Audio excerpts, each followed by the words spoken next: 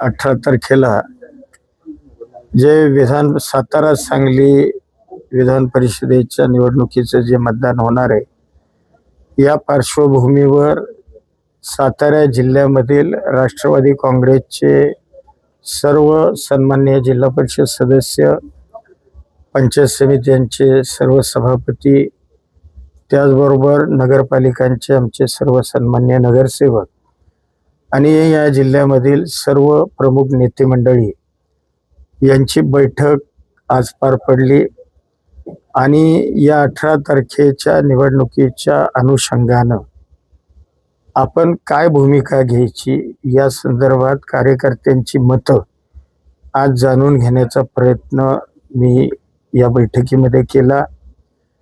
त्या पद्धतीनं मग प्रत्येक ज्याला कोणाला वाटलं त्या कार्यकर्त्यांनी डायसवर येऊन आपलं स्पष्ट आणि प्रामाणिक मत देण्याचा या ठिकाणी प्रयत्न केला। त्या पद्धतीनं आज ही बैठक या ठिकाणी पार पडली। जिल्हा परिषदेच्या निवडणुकीमध्ये नाही ठरलं हे की सगळ्यांनी एका मतानं निर्णय घेण्याचा अधिकार मला दिलेला आहे।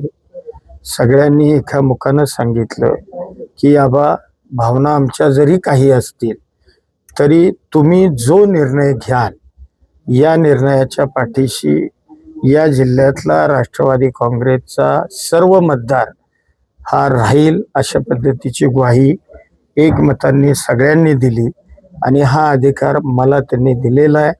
त्यामुळं हा आता पुढं भविष्यात हा निर्णय जो मी घेईन त्या पद्धतीने सगळे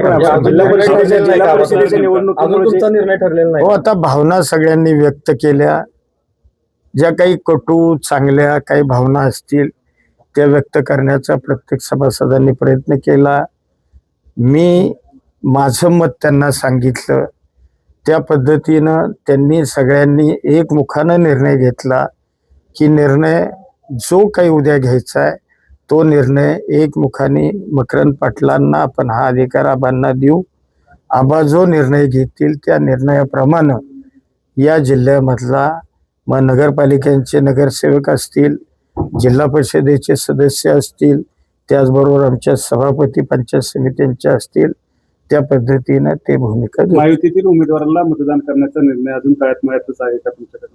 नाही, आता आज मला अधिकार तर दिलाय ना।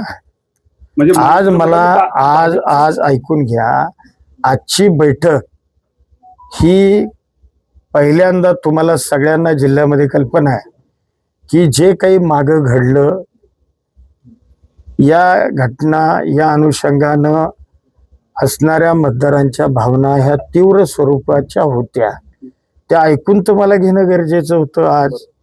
आज त्यांना त्यांच्या भावना ह्या मोकळ्यापणानं मांडण्याकरता आजची बैठक मी आयोजित केली होती।